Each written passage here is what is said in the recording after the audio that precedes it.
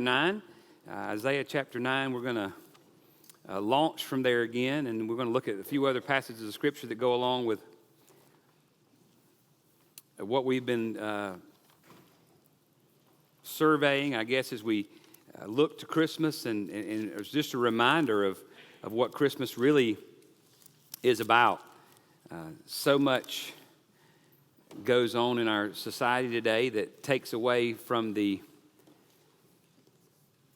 true meaning of what Christmas is. There's so much busyness and craziness that happens in our society that it really can distract. A lot of it has to do with, as I kind of talked about this morning, with choices. We have so many choices.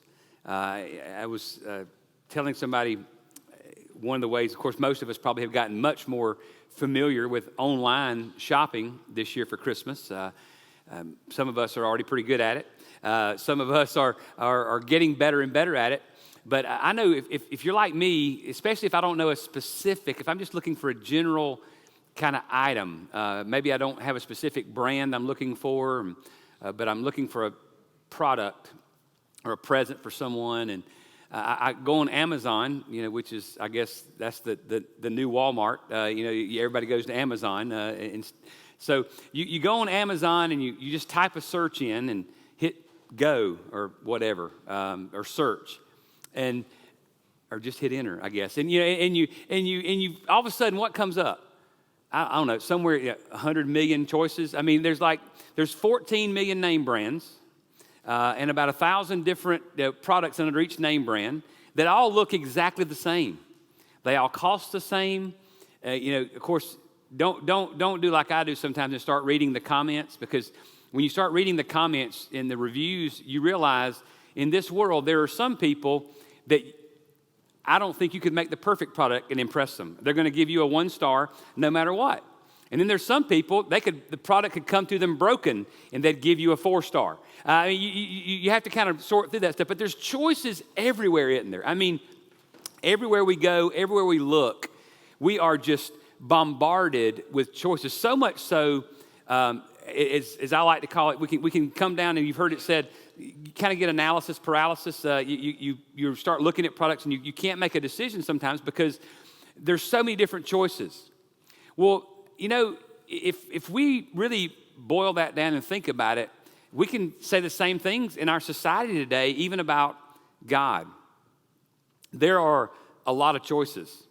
If you walk through an airport, or you walk through, aforementioned Walmart, or any other place around society, you're going to be walking past people that have a wide range of viewpoints about what God means. Watch watch an award show, for famous people. And you'll hear the name of God mentioned a lot.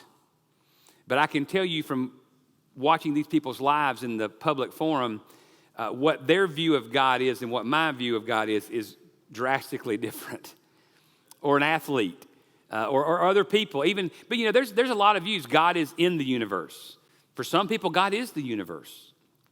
For some people, God is the tree that's outside. For some people, God is this or God is that. I mean, some people, there's one God. For some people, there's really anything can be God. I mean, it could be a multiplicity of things. There's a lot of religions that don't have any problem with Jesus because he's just one of many other gods, and whatever path you choose is there. And we see the same thing in the Scriptures. We see the same thing in Isaiah's day as he's sharing this verse of Scripture with us, as he's sharing this prophecy of a forthcoming Savior, someone who's coming down the road. We see this same idea. We read in the Bible about Molech, that they sacrificed children to. We read in the Bible about the God of the Philistines, or different people groups, and the God that they served, and the God that they, or the gods that they worshipped. And so it can be confusing, can't it? Just like that Amazon search, when you're looking for that perfect gift, can be so confusing because you're like, I don't know if they'll like them better. Then you click on that and there's 100 different colors and all these choices that we have today. So how do we differentiate? How do we know what we mean when we talk about God? Well, one of the ways we can do that is by knowing the name. And over the last few weeks and going into next week, we've been studying this passage of Scripture where God himself, through the prophet Isaiah, gives this baby, this child that's going to be born, this child that's coming into the world, God himself taking on flesh, he gives him 4 names. We looked a couple of weeks ago at Emmanuel, which is just really the overarching name, the umbrella of God with us. But what is that God like? Who is that God? Well, Isaiah tells us, and I'm going to let you remain seated this morning because I just want to read this one quick verse as we kind of launch from here. And it says this in Isaiah 9:6, it says, "For a child will be born to us, a son will be given to us, and the government will rest upon his shoulders. And his name will be called Wonderful Counselor." And today we're going to focus on Mighty God. You know, the one thing that we look at as we think about this passage of Scripture, Mighty God, and that's the focus of our time together this morning, is think about what it means to be the mighty God. The ancient question in that day wasn't, is there a God? But the question was, what type of God is it? What type of God is he? What type of God do you worship? It was a general understanding that there was a God. It's not like today. You know, today you may talk to one person who believes in a multiplicity of gods. You may talk to the next person who doesn't believe there's anything above us, that we're the cream of the crop, which is really scary, but that we're the top of the food chain, you know, and that it really just everything revolves around us, and do the best you can and get the most you can for yourself and let the chips fall where they may. That's unfortunately what a lot of people, even in our day, believe. They don't believe in a God. Others can give you various definitions, but as we think about in that day that Isaiah is writing, there was no question that there was a God. It's just, what is this God like? Who is he? So what type of God? So the best way to know God is to know his name. And fortunately, God tells us exactly who he is. And if you want to flip back with me, we know that name. We get it initially from back in Exodus chapter 3. In Exodus chapter 3, many of you are very aware of the story of the man Moses, who had been born in Egypt. He had grown up in Pharaoh's house.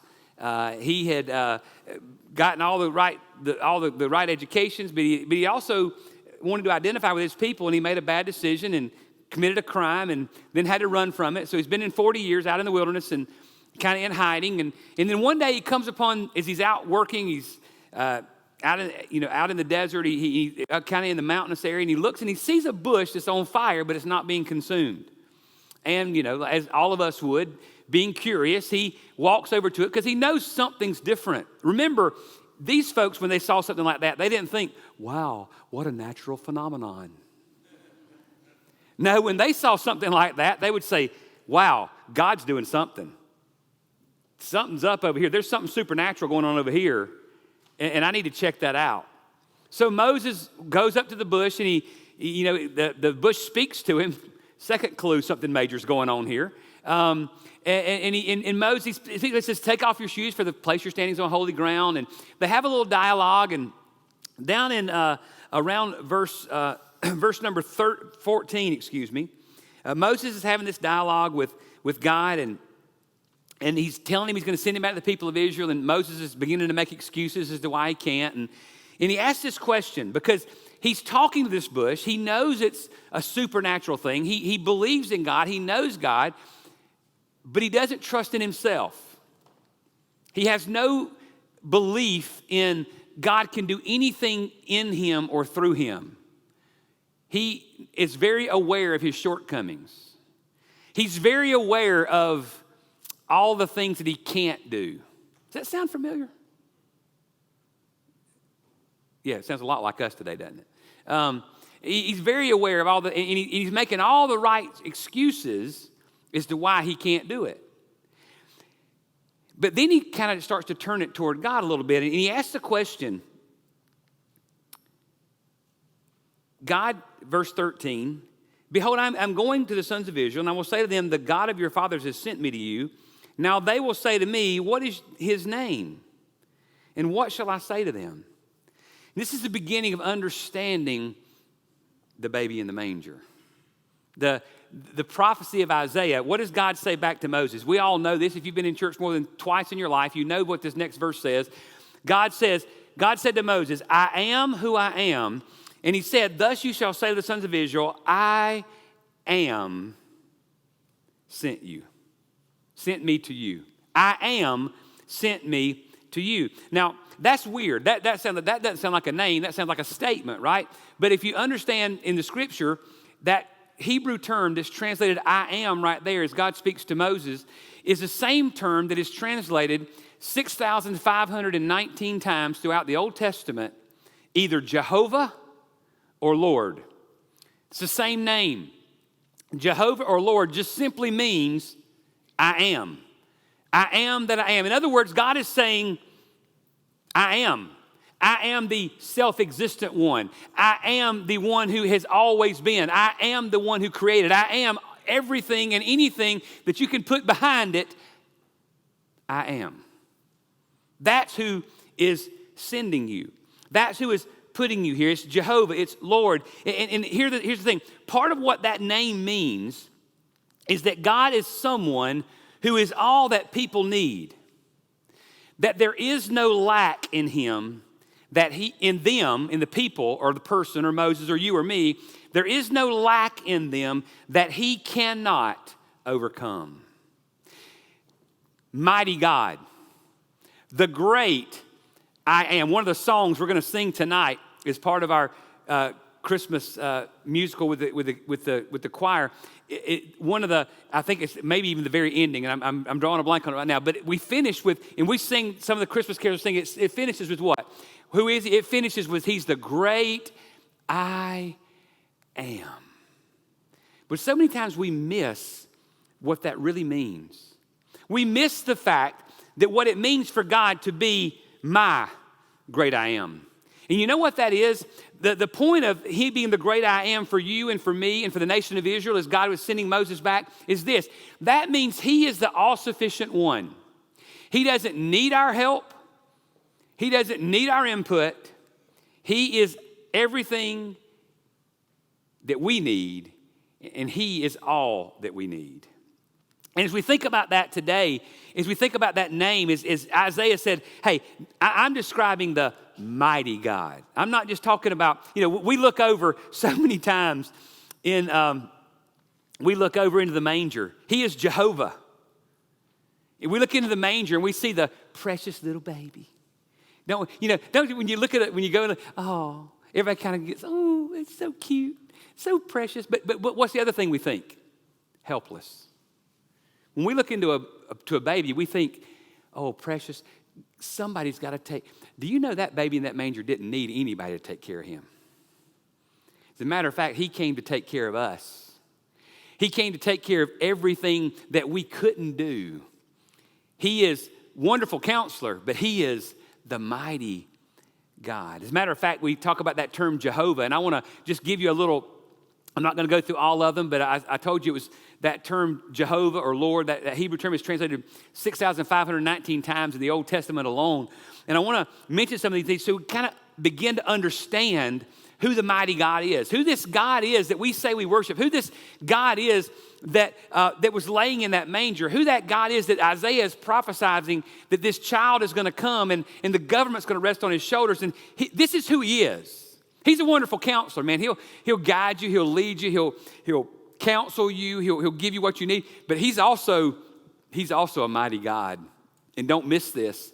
Don't miss this because he's Jehovah. What is Jehovah? I want to give you just several real quickly what mighty God means as far as that Jehovah is the I am statements. First of all, we're told in the Old Testament that he is Jehovah Mekodeshkim. No, that means I am the one who changes and purifies you. Don't forget, I am.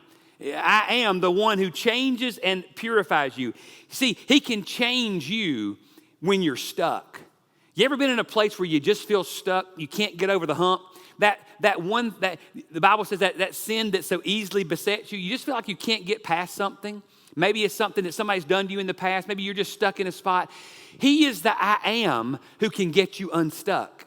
He is the I am who can help you overcome, who can change you, who can purify you, who can make you into something that you never thought you could possibly be. He is I am. He's also Jehovah Shammah, which is the I am ever present. He's ever with you. Jesus over and over again, and even in the New Testament, went on to say, I won't leave you or forsake you. He said, I will be with you wherever you go. He said, when he gave the Great Commission, he said, and lo, remember, I am with you always, even to the end of the age. So the mighty God is, He's able to get you out when you're stuck. He's able to, he's ever present with you so you never have to be alone.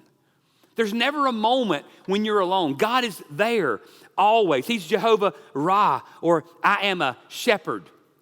He will guide you when you feel lost. We've been studying Psalm 23 on Sunday nights and going through phrase by phrase even as David wrote that great shepherd psalm. And he talks about how that David recognizes this statement right here, that God is the shepherd, the I am shepherd, that is there to guide us. He's there to lead us by the quiet waters. He's there to be our protector. He's there to be our provider. He's there to be all of those things. He is Jehovah Ra. He is the shepherd God. He's also the one everybody likes to talk about. He's Jehovah Jireh, right? He's the provider God.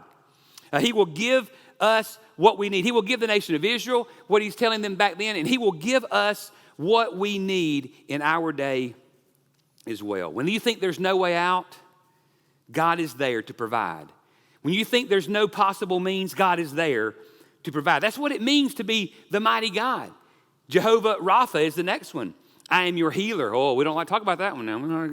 We're getting on, us Baptists, we can't talk about that healing stuff, right? Do you realize God is our healer?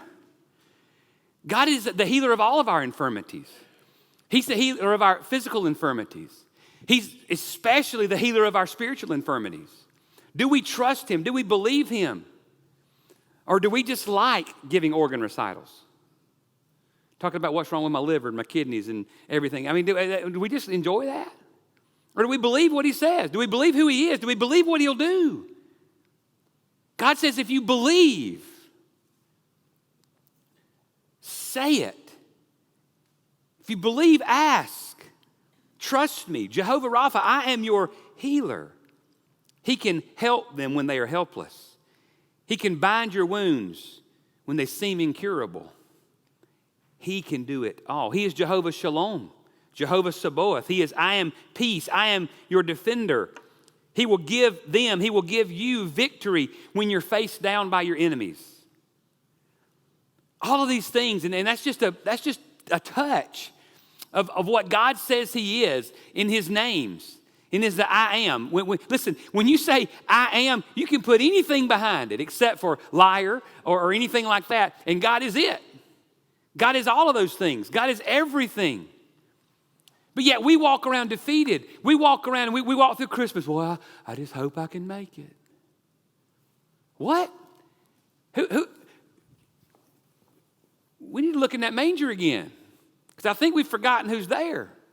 We've forgotten that the God of the universe stepped out of heaven and took on flesh so that you and I could be healed, so that you and I could be provided for, so that you and I could be made well, so that you and I could be defended, so that you and I could be joyful, so that you and I could have hope, so that everything we need can be provided. You see, for all that Israel needed, for all that they lacked, for all that they could never be in themselves, they had God, the great I am, the mighty God. And do you understand something today? The same God Israel had, guess what?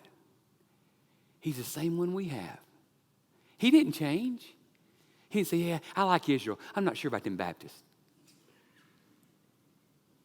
No. He's saying, he's telling Moses in the I am, will you believe me enough to step outside of what you think you can't do so that I can show you what I can do? That's what God's asking us today. Church, he's saying 2020, yeah, it's been a stinker. Yeah, it hadn't been that great. I don't know about you. I'm not begging for it to come back around. But but we're also kind of naive to think that 2021 is going to roll over and woo, COVID went away. January 1, 2021, all our troubles are over. 2020 is in the past. Have we read our Bibles lately? But God wants us to know, in your 2020, I am. In your 2021, I am. In whatever is going wrong in your life right now, guess what? I am. I'm there. I'm all of the things that you desire me to be. And you see, just to make note that we can recognize how mighty this mighty God really is, I want you to flip over to Mark chapter 4. Mark chapter 4, because I think this more than any other statement in Scripture tells us exactly who Jesus is, the mighty God. Because in Mark chapter 4, there's a situation going on where there's some fishermen in a boat with this dude named Jesus that they've been hanging out with for a while. They've looked at him in the manger, and, they thought he was cute, and like us, they kind of, get goo-goo gaga. But when we look in that manger, we realize that's the mighty God. And 30 years later, we're out on the sea, traveling to where Jesus told them to go. Jesus is taking a nap, and all of a sudden, a terrible storm comes up. I mean, I'm not just talking about a storm. I know I'm not real great. I've never spent a lot of time on boats. I know there's some of you who, you get out on boats and you go fishing. You get out and deep sea fish on your own. And man, I'd get out like a half a mile from shore and probably get lost forever and never come back. But I'm not one who is very adventurous on that kind of stuff. I go out on Lake Bowen where I can see both sides of the shore from anywhere in the lake. And if a storm comes up, I'm booking it for the dock when I could probably swim to shore. But, I'm a little scared. I'm not adventurous when it comes to that kind of stuff all the time. But these guys are out on the sea. I've been deep sea fishing. I know what it's like when storms kind of roll up, and I don't do very well in that. But these guys are, they're out there, and man, the winds are howling. The waves are just, so much so that these are trained fishermen who have been in these kind of situations before. They are scared to death they're going to die. You read in this passage of Scripture, they're worried. They're not, this isn't some fake thing. They're scared they're going to die. And they go over, and Jesus is taking a nap. How you sleep through that, you got to be the Son of God and just know you got everything under control. But they run to Jesus, and they cry out to him. And in verses 38 and 39, we see what's going on. This fierce gale of wind, and all this is happening. And it says, verse 38 says, Jesus himself was in the stern asleep on the cushion, and they woke him and said to him, "Teacher, do you not care that we're dying?" How many times have we, in the midst of our storm, in the midst of your struggle, whether it be relational or maybe it's with your health, or maybe it's with in some other way, a job situation or some other just situation in your life, and you just cry out, "God, do you not even care what's happening in my life?" It's where the disciples are. And don't forget, Jesus isn't a fisherman. Jesus is a carpenter. Why would you wake up a carpenter when you're a master of a boat? Maybe there's a hole, you need it patched. I'm not sure. But they wake him up. They know there's something special about him, but they're doubting, they're questioning. Don't miss what happens. Jesus simply, I have a glorified imagination sometimes, okay? Y'all just bear with me. I can just imagine that Jesus kind of wakes up and he's asleep on a boat, so it can't be comfortable. And he kind of stretches and maybe yawns, and he looks around, and this boat's just flopping everywhere. And he just says, "Hush." And what happens? Nature stops. That's hard for us because we can't fathom this. Can you imagine what the disciples thought? You don't just speak to wind and to waves and it says in verse 39 that he got up and he rebuked the wind and the sea and said, "Hush, be still." And the wind died down and it became perfectly calm. Now, let's make it modern. What, a couple of months ago? Some of you remember because you're still cutting up trees in your yard. We had a pretty serious storm come through here, didn't we, one morning? I've been here for 12 years. Some of y'all been here a lot longer than that. I ain't never heard wind like that. And I've heard people who've been here all their lives said they had never seen wind like that. I mean, it was intense for a while, right? Can you imagine being outside in that? And it's just going like crazy. And all of a sudden, some dude with you that you've been hanging out with for maybe a year or so, and all of a sudden he just speaks and says, "Hey, Gwen, be quiet."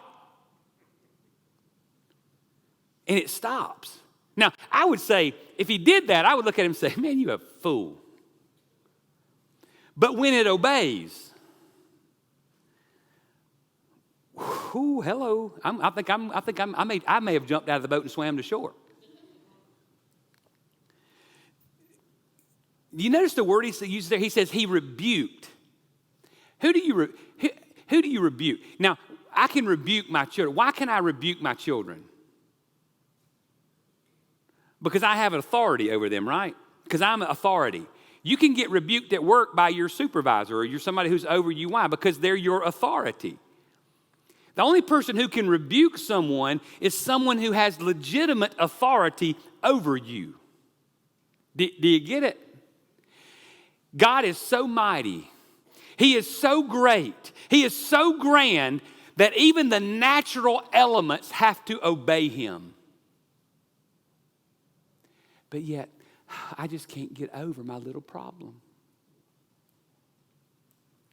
I just can't seem to defeat it. You know why? Because you're exactly right. You can't. But a mighty God can. It says in those next verses that the disciples, it says, "Why are you afraid?" Jesus asking, "Why are you afraid? Do you still have no faith?" And then it says, then they became very much afraid. They weren't afraid of a sea no more. They're afraid of a dude who can say, a man who can say, "Hush, be quiet," and it has to obey. That's the mighty God who's in the manger. That's the mighty God that Isaiah said was coming to change everything, you and me alike. He's a mighty God. He rebuked the winds and the seas. He is the God. What is Jesus telling us in all of these I am statements and all of these things that we hear? Jesus is telling them as he talks to them, called him teacher in the middle of the storm. Now they're scared of him and they're saying, "Who is this man?" Jesus is telling them, I am Jehovah, I am the mighty God. He is telling them, I am your rescue when you have no hope. When there's nowhere else to turn, when you don't think there's any possible way, Jesus says, I am your rescue. I am your everything. As a matter of fact, the name Jesus in the original Yeshua, the Hebrew version of that name, Yeshua, literally means, I am your rescue. Man, that's good stuff. Man, y'all are dead as wood in here. That's good stuff. My goodness. When we realize that Jesus is here to rescue us from everything, from all of our infirmities, from all of our problems, from everything that's going on in our life, he is here to rescue us. That's his very name. That ought to get us a little bit excited. That ought to be a reason to celebrate Christmas. There ought to be a reason to celebrate Christ, because he is all those things. And listen, he didn't just say it. He proved it. He proved it when he spoke to the winds. He proved it when he spoke to the dead and they rose up. He proved it when he spoke to blind eyes and they saw. He proved it when he spoke to deaf ears and they heard. He proved it when he spoke to mute lips and tongues and they spoke. He proved it every day he lived. And guess what? He still wants to and is trying to prove it today. He just wants to do it through you and through me. The question he's asking is, who will believe? Who will trust? Does the great I am exist? Absolutely he does. He came and he walked on earth. He calmed storms. He walked on water. He cured blindness, deafness, paralysis, all of those things. He even raised people from the dead. Why? So that this Christmas you and me might have clarity and hope. You see, it's not just about Jesus' power. It's about his presence. It's about the reality of who he wants to be in your life and in my life. What he wants to do in you and through you and around you. The influence that he wants to make. You see, he's the same God today that he was yesterday and 1,000 and 2,000 years ago. As a matter of fact, this week, a friend of mine, many of you may know, this friend he goes to the gym a lot and works out. And he was sharing on a social media post, actually finally a positive social media post. And he was talking about going to the gym and working out, and he's always about the gospel, and he's going, he's working out, and there's this young man in there, he's probably in his 20s. And somehow he initiates a conversation and asks him about his faith and asks him about his relationship with the Lord. And this young man looks back at this older man who's a little older than I am and says, I've been thinking about God. I've been thinking about God a lot and just kind of how it all plays in. And so they sat there in the gym, and instead of gossiping about somebody else or talking about, how good I look, or that kind of thing, they began to talk about Christ. And right there in a gym, a young boy passed from death to life. You see, that's what life is about. That's what being a Christian is about. Whether it's at the gym, at the school, the grocery store, your recreational event, whatever it might be. It's about bringing people from death to life. Giving people clarity of who this I am is. Who this baby in the manger truthfully is. That he can heal our hurts and scars. Wherever you may be hurting, whatever you may be dealing with, whatever you may be struggling with, he can heal. He can change you when you can't change yourself. He's present when you feel alone. He's shepherding you when you don't know which way to go. He's providing for you when you can't work it all out on your own. He is defending you when you feel defeated. In all of those ways, Jesus is rescuing you and me from all we need saving from. He's taking care of us. He's there for us. You see, every one of us deals with all kinds of brokenness and insecurities.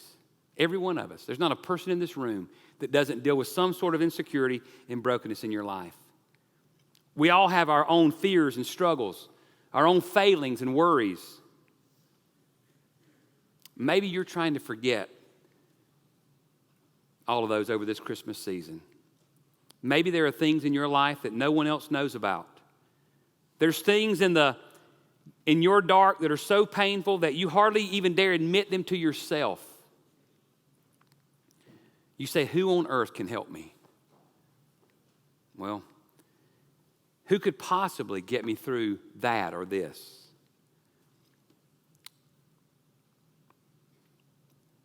Who is able to help me find the answer to what I'm facing? I was reading this week and studying. I came across